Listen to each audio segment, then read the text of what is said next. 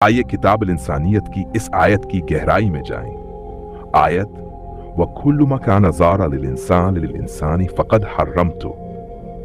तर्जुमा, और जो कुछ भी इंसान के लिए नुकसानदा है मैंने इसे हराम कर दिया है। तफसीर, ये आयत किताब इंसानियत के अखलाकी और फितरी कानून का नहायत अहम सतून है जो इंसान की सलामती, वक़ार और फलाह पर मबनी है। यहाँ हराम का मफहूम किसी मजहबी रस्म या इज्तिहादी फतविया से नहीं बल्कि इंसानी ज़रर, नुकसान से वाबस्ता है।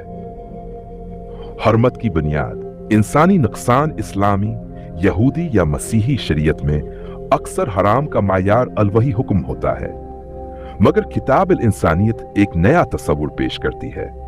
हराम वही है जो इंसान को नुकसान दे, यानी जो चीज जिस्मानी सेहत बर्बाद करे, नशा, जहर, फासिद ग़िज़ा, वो हराम है। जो ज़हनी सुकून और शऊर को तबाह करे, नफरत, झूठ, तासब, वो भी हराम है। जो रिश्ते, मुआशरत या इंसानियत को ठेस पहुंचाए, जुल्म, इस्तेहसाल, जंग, वो भी इसी दायरे में आता है। अखलाकी कानून की खुदकार फितरत, ये आयत बताती है कि हराम का दायरा मुकर्रर नहीं बल्कि फितरत के कानून के मुताबिक खुद वाज़े होता है।